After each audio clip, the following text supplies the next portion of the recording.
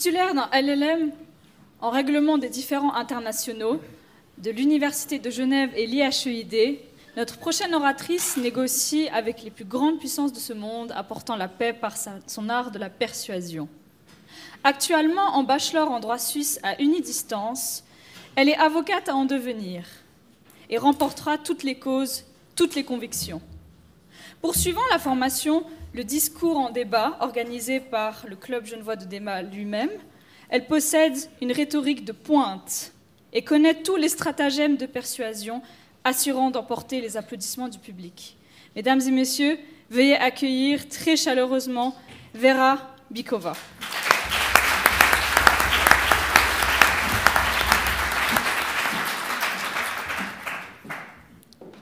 Je me suis forcée à monter sur cette scène, mesdames, messieurs, mais le seul désir qui m'envahissait, c'était de fuir.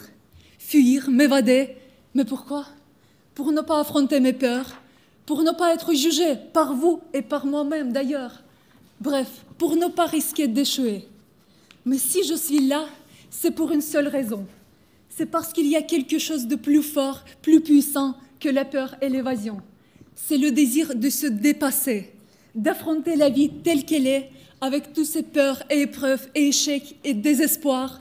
Bref, tout ce dont la vie est faite. Un poète célèbre, Joseph Brodsky, a dit une fois « Essayez de respecter la vie, non seulement pour ses plaisirs, mais aussi pour ses épreuves. Les épreuves font partie des règles du jeu, et ce qui est bien dans ce jeu, qui s'appelle la vie, c'est que personne n'a jamais réussi à tricher. Personne n'a jamais vécu une vie sans aucune épreuve et sans aucun échec. » Ce poète, Joseph Brodsky, savait parfaitement de quoi il parlait. C'était un poète qui a été condamné à 5 ans de prison pour sa poésie, et après ça, il a été expulsé de sa patrie par force. Il se retrouve à l'étranger, et à ce moment-là, il aurait pu baisser ses bras, parce que pour chaque poète, sa langue maternelle, c'est son violon, c'est sa main droite, ou sa main gauche, si vous êtes gaucher. Mais Joseph Brodsky n'a jamais accepté que les circonstances extérieures définissent son chemin. Il s'installe aux États-Unis, il commence à apprendre l'anglais de zéro, et en 1987, il décroche le prix Nobel de littérature pour ses écrits en anglais. Mesdames et messieurs, il faut de l'audace pour affronter les épreuves.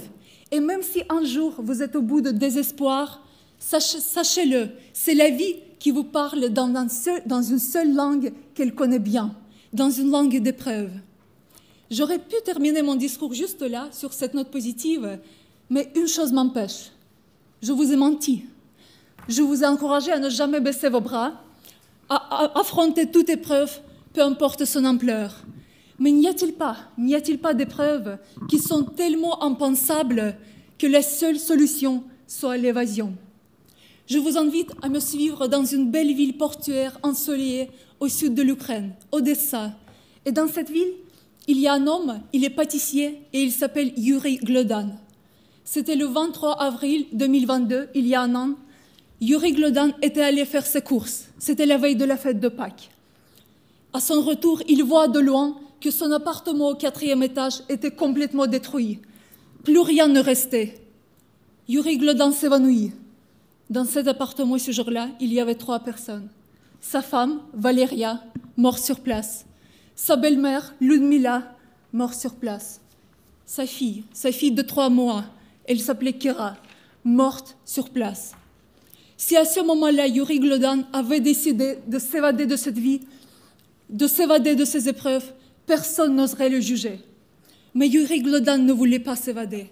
Il retrouve ses esprits et il s'adresse aux journalistes entourant l'immeuble. Il dit « Je lutterai pour la paix, mais je vous prie chacun qui m'entend de lutter pour la paix aussi, ne serait-ce que par la parole, ne serait-ce qu'en racontant au monde entier ce qui est arrivé à ma famille. » Chacun de nous dans cette salle, mesdames et messieurs, a une arme et une force puissante, la force de la parole.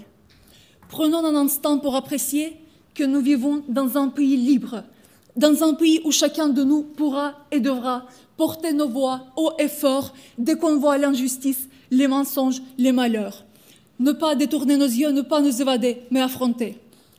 Et je dis qu'il faut apprécier cette liberté parce que d'où je viens, dans cet vaste empire valétudinaire qui n'apporte que des morts et des malheurs à ses citoyens ainsi que ses voisins les plus proches, la Russie, tous ceux qui ont osé dire la vérité sont bâillonnés, empoisonnés, emprisonnés ou assassinés.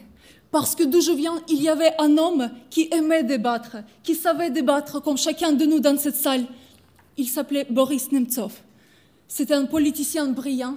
Et en 2015, pas aujourd'hui, il a dit dans son dernier discours de sa vie, il faut arrêter immédiatement cette guerre fratricide, cette guerre insensée contre l'Ukraine.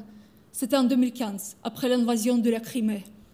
Le jour suivant, le 27 février 2015, Boris Nemtsov a reçu 4 balles dans son dos, au centre de Moscou, à 2 pas de Kremlin. Un crime lâche, un crime barbare, un crime commis par le régime russe. Au nom de Boris Nemtsov, au nom de tous ceux qui sont réduits au silence, je voudrais consacrer les dernières secondes de mon discours, ainsi que le reste de ma vie, à un seul acte, à une seule chose, à utiliser la parole pour ne jamais m'évader de ce que mon état de naissance a fait et continue à faire. Je voudrais vous lire une ligne de la liste des victimes de l'État russe. Date de mort, le 23 avril 2022, âge 3 mois. Elle s'appelait Kira Glodan.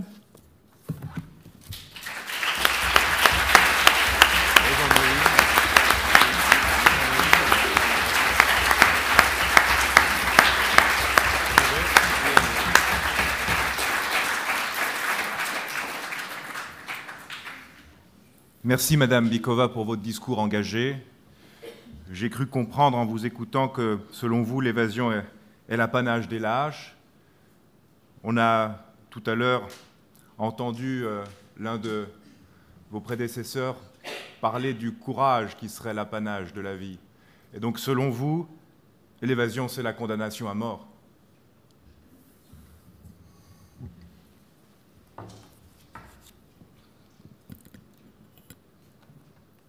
Je voudrais vous répondre par le fameux discours de l'ancien président des États-Unis, Theodore Roosevelt, qui a dit que oui, on est toutes et tous mortels, mais le mérite appartient à l'homme qui lutte dans l'arène, qui lutte vaillamment, dont le visage est couvert par la sueur et le sang, qui se trompe encore et encore parce qu'il n'y a pas d'effort sans erreur, et qui à la fin connaît le triomphe du succès, mais qui au pire, même s'il échoue, au minimum échoue en osant beaucoup.